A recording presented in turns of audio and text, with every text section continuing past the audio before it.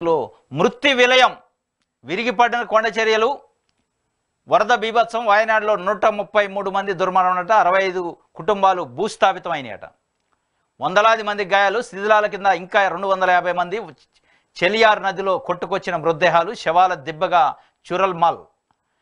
tea ఎస్టేట్లో 600 మంది అసోం పశ్చిమ బెంగాల్ కార్మికుల గల్లంతు ఓ రిసార్ట్లో చిక్కున్న 100 మంది మదర్సా మసీదుల్లో వైద్య శిబిరాలు సహాయక చర్యల్లో త్రివిధ దళాలు ఎన్డీఆర్ఎఫ్ ఇంతటి విషాదాన్ని ఎన్నడూ చూడలేదని కేరళ సీఎం పినరాయి చెబుతుండు ప్రధాని మోదీ రాహుల్ దిగ్బాంతి ఇది ఒక రకంగా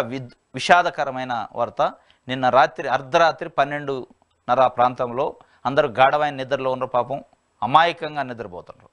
నిద్రపోయే పరిస్థితిలో కొండ చర్యలు విరిగిపడి మొత్తం ఆ కొండ చర్యలలో మట్టి మొత్తం బురద రూపంలో వచ్చి ఇళ్ళే కొట్టకపోయినాయి ఇళ్ళకిళ్ళే బూడిపోయిన ఆ ఇళ్లలో ఉన్న అనేక మంది వందల మంది ప్రాణాలు ఆ గాలిలోనే కలిసిపోయి బురదలోనే కూరుకుపోయారు పాపం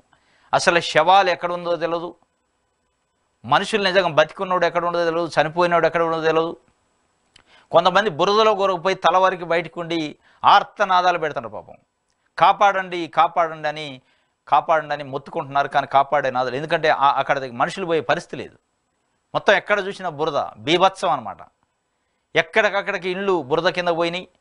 మనుషులు పోయారు ఆస్తులు పోయినాయి మనుషులు మొత్తం ఇళ్ళకిళ్ళి 65 కుటుంబాలు అసలు గల్లంత అయినాయి అట మొత్తానికి కుటుంబాలే ఇప్పటికీ ఇంకా బురదలో 24 గంటల పైగా బురదలోనే కూరకపోయి ఓన్లీ తల ఒక్కటే బయట కనపడుతుంది బీభత్సమైన బురద వస్తుంది అట్లా కూడా కొంతమంది ఉండరు అసలు నదిలో శవాలు కొట్టుకొస్తున్నాయి అట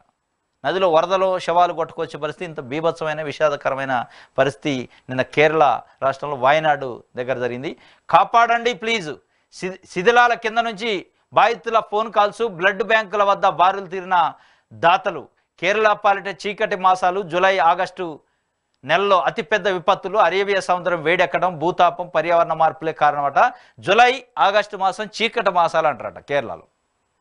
అంటే ఏ సంవత్సరంలో కూడా జూలై ఆగస్టు వచ్చిందంటే వాళ్ళు వణుకు పుట్టే పరిస్థితి ఎప్పుడు ఏం జరిగిద్దో విలయం ప్రళయం ఏమొస్తుందో తెలియని పరిస్థితి ఏదో ఒక రూపంలో 2018లో వచ్చిందట 19లో వచ్చింది 20, 21 కంటిన్యూగా ప్రతి సంవత్సరం ఆగస్టు జూలై వచ్చిందంటే వాళ్ళు అసలు ఇక ప్రాణాలను అరిచేతిలో పెట్టుకొని జీవించాల్సిన పరిస్థితి బతకాల్సిన పరిస్థితి అది నిన్న పాపం వాళ్ళు నిద్ర మత్తులో ఉన్నప్పుడు వచ్చి ప్రకృతి విపత్తు వాళ్ళ ప్రాణాలను తీసింది దానికి సంబంధించి కాపాడండి ప్లీజ్ అని బురదలో కూరకుపై కొట్టుకుంటున్న పరిస్థితి వాళ్ళకి సంబంధించి చాలా విషాదకరమైన పరిస్థితి ఇది ఎందుకంటే అత్యంత బాధాకరమైన విషయం ఇంత పెద్ద విపత్తు ఎప్పుడు రాలేదని కూడా అక్కడ ముఖ్యమంత్రి